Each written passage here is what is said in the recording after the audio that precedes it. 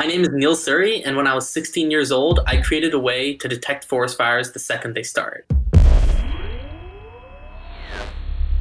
My generation were people who are willing to see problems and work towards solving them. I'm really proud to be part of that community of people who are willing to take action when they see things that they think should be improved.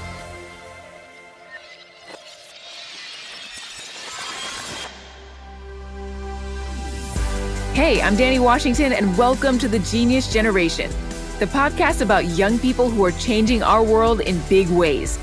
On this week's show, my guest is 16-year-old Neil Suri, who is tackling the ever-worsening problem of wildfires. Neil invented a revolutionary new way to detect them before they get out of control. It's called FireWatch, and it's incredibly cool. Neil, great to have you with us. Welcome. Thank you so much for having me. I'm very excited to talk to you today because I've witnessed these fires and the effects of them. It's a terrible situation on all fronts. But just to backtrack a little bit, I want to know, when did you first have an interest in science? Science, and really technology specifically, is one of those things that as a young age you can really get into. For me, my main interest was with programming and computer science, and what really separated that for me was the fact that if I was interested in medicine, I couldn't just go out and do surgery. With computer science, anyone can go online. There's so many online videos and tutorials that you can become really an expert in anything. And so the fact that I was able to do things that people who were professional were also doing, that was really cool for me. Totally. And so you've chosen to take your technology skills and apply them to wildfires. What inspired you to go in that direction? Everyone knows that there's different natural disasters. There's forest fires, hurricanes, tornadoes. For me, what makes forest fires unique is how widespread their damage is. And you don't really get that into perspective until you see it for yourself. A few years ago, I was lucky enough to travel to California with my family, and we went on a hiking trip in the Sierra Nevada. And the entire mountainside was all burnt to the ground. And that was obviously really powerful to see with your own two eyes. But what was really impactful was I thought the forest fire was recent. The forest fire was over a decade old, and there was only just small shrubs on the ground. And so to think about the fact that this damage isn't just here today, it's here 10 years, 20 years. It could take many decades for the forest to come back. The Australia wildfires recently, the bushfires, you hear that there's hundreds of thousands of acres burned. But I saw that the size of that burn in Australia was roughly the size of the state of Kentucky. I've read lots of news stories about those fires, but I hadn't heard it in that perspective, and you just blew my mind. And so when you think about if the entire state of Kentucky was just burnt to the ground, that would be absolutely the craziest thing. That really changed my perspective about forest fires because, you think of the fire as in one spot. No, these fires are absolutely massive. They destroy everything in their path. It's really sad to see. And as scary as that is, I know that solutions are real, and you have one of them. So let's talk about the science of FireWatch. How did you build it, and what exactly does it do? After that trip in California, I started thinking about what makes wildfires so deadly.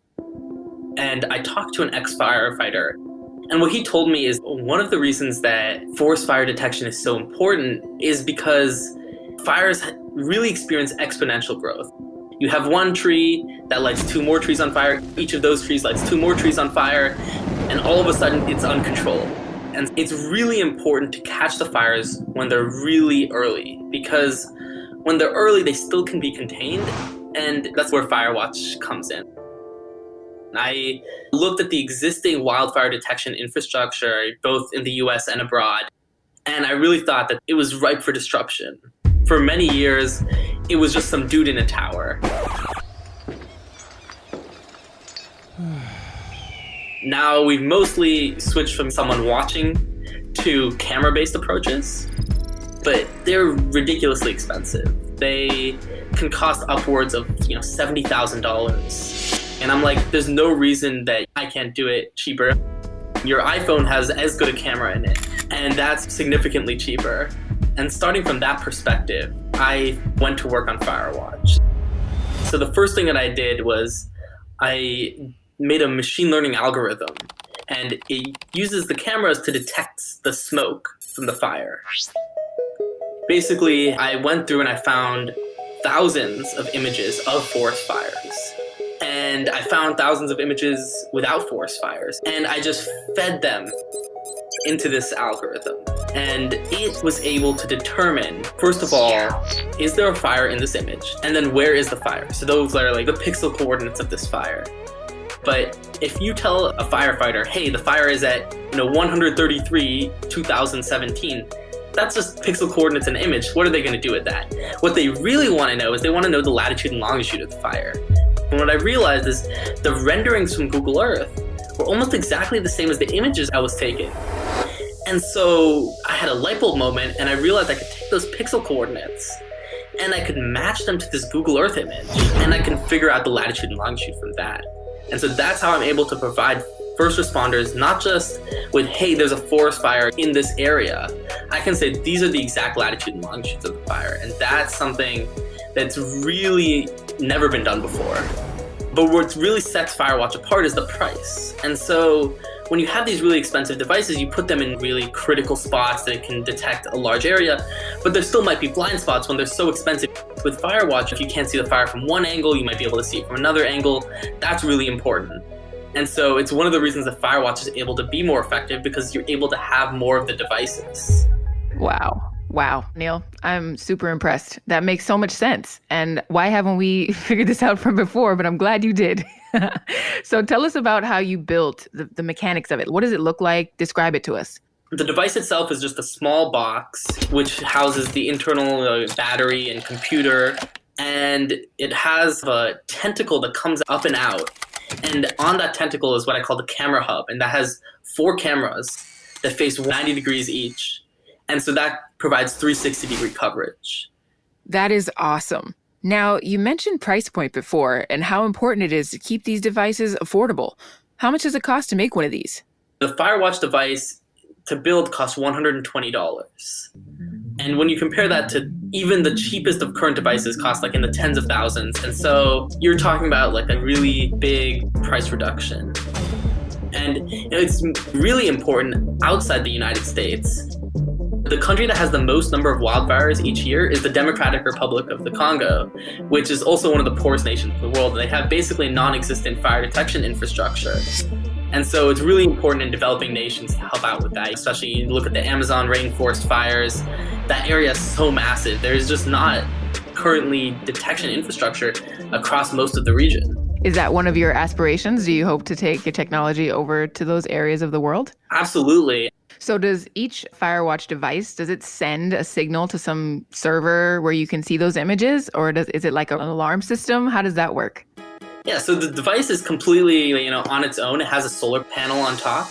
Once you put it there, it should require basically zero maintenance. And we're working on developing a system where the device itself can directly contact the agencies with all that information.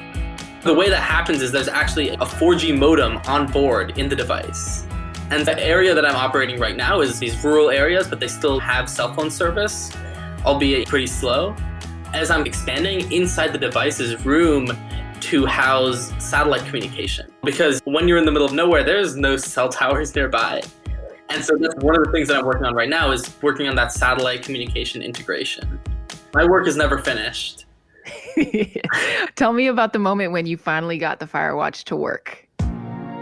One day, I got a text message from one of the devices. That's how they communicate with me directly. It gave the location, the exact coordinates of the fire, and I realized this isn't a real fire. I looked at the image, it had confused the morning fog with a fire, and I was really disheartened by that. And I went back and I made some tweaks to the algorithm, and 2 weeks later I got another report from the device, and I look online, there's no peep of a fire in the region. There's nothing, and I'm like, wow, it's done it again. And at that point, I was almost considering giving up. And later that day, I'm on my way home from school, and I see a tweet on my phone that says that there's a fire in Shenandoah National Park. And I realized, whoa, wait a second, I've detected a real forest fire. And that was what made all of the work, all the hundreds of hours I've spent on this, all worth it.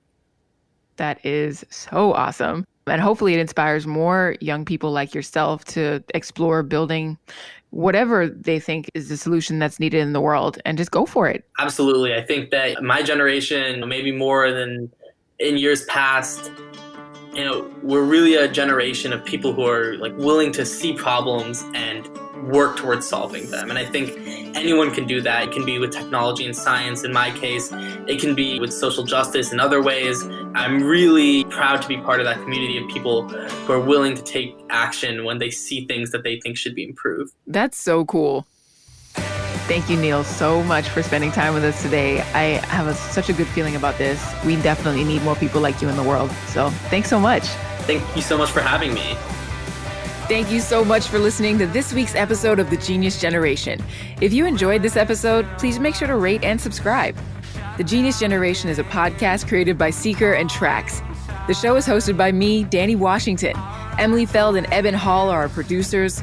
Caroline Rolfe, Brian Simagala, and Matt Morales are our Seeker producers. Our editor and sound designer is John Papas. Our executive producers are Brett Kushner, Michelle Smalley, and Brian Pendergast. Our PA is Navani Otero. Thanks for listening. Funding for the Genius Generation comes from the Arthur Vining Davis Foundations, investing in our common future. How do we create change that lasts? True transformation happens by changing the system, not just the situation. It's a bit like the difference between saving a tree and creating a new sustainable way of doing forestry. Ashoka is a global community of thousands of changemakers who are committed to making systemic change and empowering others to do the same. We get it. Changing systems sounds intimidating, but there's nothing to fear. Join Ashoka for a 3-part learning journey to uncover issues you care about, identify the root causes, and start building a solution. Learn more by visiting changemaking.net or check out the link in the show notes.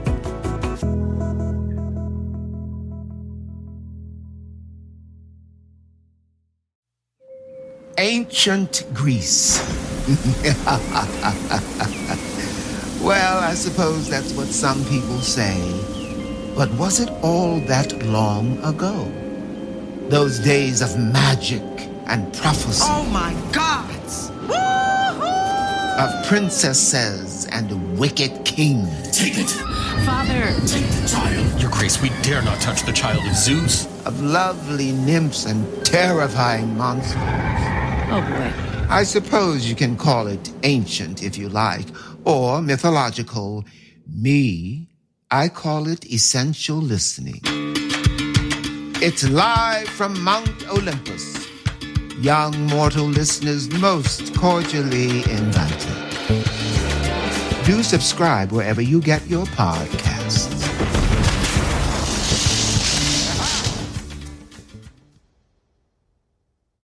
Support for Trax comes from the Corporation for Public Broadcasting. This is Trax from PRX.